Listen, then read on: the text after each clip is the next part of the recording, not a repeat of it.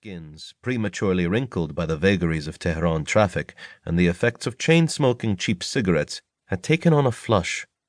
Their eyes, usually set in dead stares, shone wide and alert. The place was boisterous like a schoolyard. More than half the faces there were new. They had come from other transportation hubs in the city, like the Azadi or Park-e-Shahr or Tajrish terminals. But no one was a stranger. Everyone I passed smiled and patted me on the back like we were old friends. "Yunus!" someone called. I turned and saw Ibrahim waving from inside a small huddle of men. I waved back, and he walked over. In our terminal, his enthusiasm for the strike was unparalleled.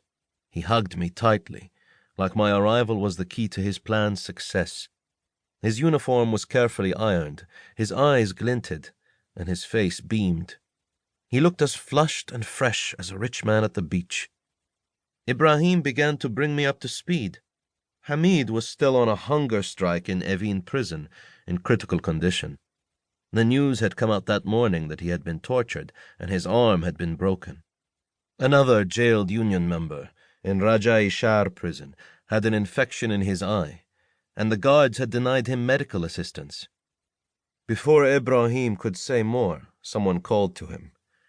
He broke off and rushed away without a goodbye. A shriek of microphone feedback shocked the crowd into silence.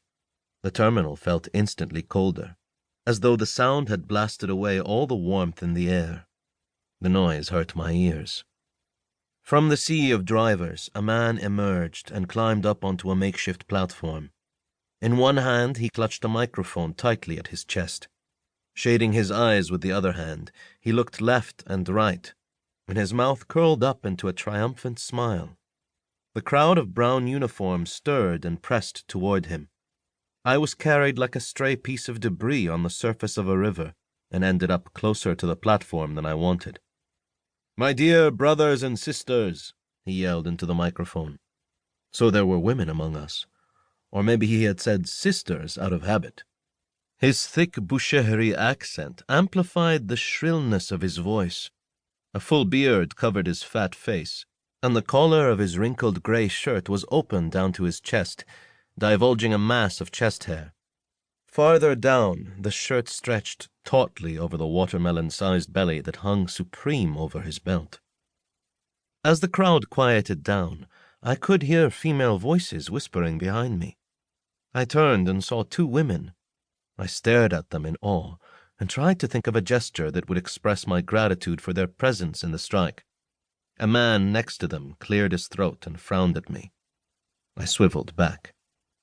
"We all came here this morning," screamed the man into the mic, "to demand the authorities, from the Ahmadinejad administration to the offices of the Supreme Leader, to release our jailed brothers." He had stumbled 3 times in one sentence. The drivers around me shook their heads and grumbled, unhappy with this embarrassing start.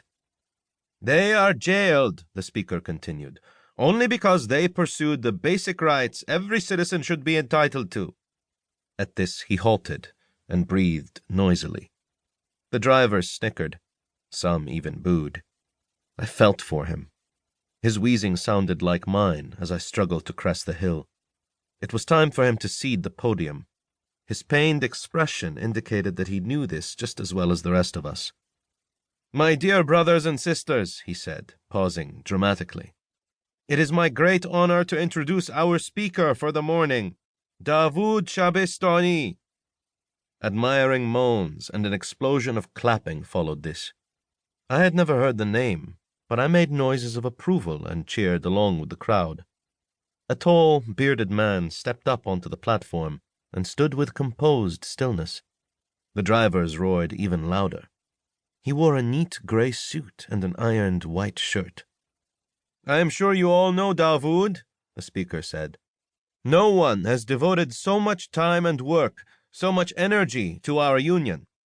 As you probably know, Davood spent 12 years in prison before and after the revolution.